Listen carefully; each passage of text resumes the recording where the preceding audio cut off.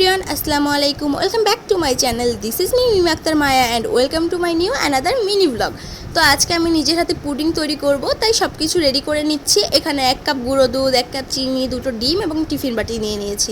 আর আমি এবার গুঁড়ো দুধ দিয়ে পুডিংটি তৈরি করব, তাই ফার্স্টে 2টো ডিম নিয়ে নিয়েছি। আপনাদের প্রয়োজন মনে হলে আপনারা আরও ডিম অ্যাড করতে পারেন, আমার 2টো হলেই হবে, তাই 2টোই নিয়ে নিয়েছি।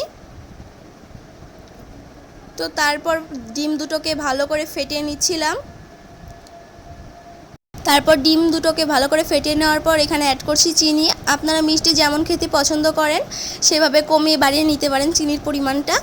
তো চিনি দেওয়ার পর ভালোভাবে মিশিয়ে নিচ্ছিলাম যাতে চিনির দানাগুলো না থাকে।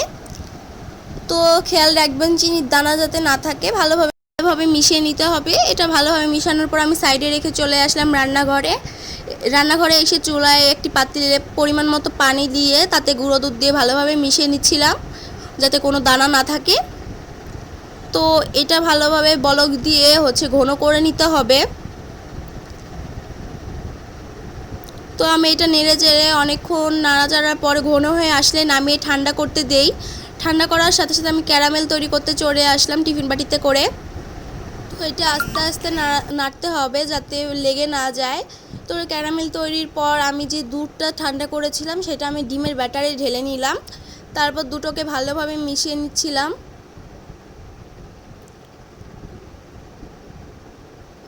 দুটো ব্যাটার যখন ভালোভাবে মিশিয়ে নেওয়া হয়ে গেল তখন আমি এখানে অ্যাড করছি এলাচের গুঁড়ো। আপনারা ভ্যানিলা এসেন্সও ব্যবহার করতে পারেন। আমার কাছে বর্তমানে ভ্যানিলা এসেন্স নেই, তাই আমি এলাচের গুঁড়ো ব্যবহার করছিলাম যাতে ডিমের এক্সট্রা কোনো গন্ধ না আসে। তো এটা ভালোভাবে মিশানোর পর আমি যে ক্যারামেলটা তৈরি করেছিলাম সেই টিফিন বাটিতে ছেঁকে নিচ্ছিলাম।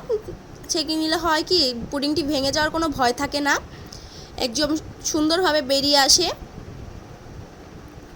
তো আমি ছাঁকনি দিয়ে ভালোভাবে ছেঁকে নিচ্ছিলাম টিফিন বাটিতে।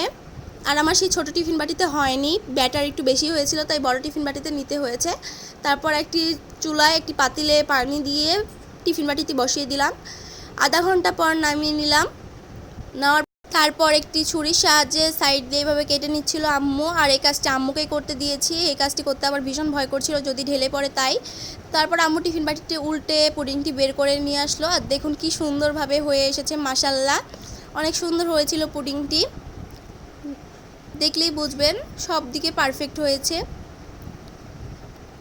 তারপর আপনাদেরকে কেটে দেখাচ্ছিলাম যে ভিতরে কেমন সফট হয়েছে।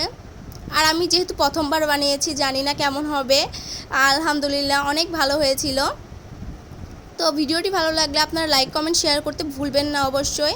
আর আজকে যেহেতু শুক্রবার ছিল তাই আমি রুমটা গুছিয়ে নিয়েছিলাম, আর রুম গোছানোর কোনো ভিডিও নিতে পারিনি, তাই একদম গোছানোর পরে আপনাদেরকে ফাইনাল লুকটি দেখাচ্ছিলাম।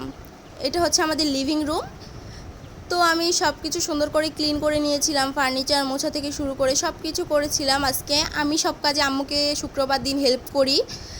তো সুন্দর করে সব ফার্নিচার ক্লিন করার পর সব কিছু গুছিয়ে নেওয়ার পর আপনাদের সাথে শেয়ার করছি। আশা করি আপনাদের কাছেও ভালো লাগবে। আমার আজকের ব্লগটি ছিল এই পর্যন্ত। সবাই ভালো থাকবেন। আল্লাহ হাফেজ।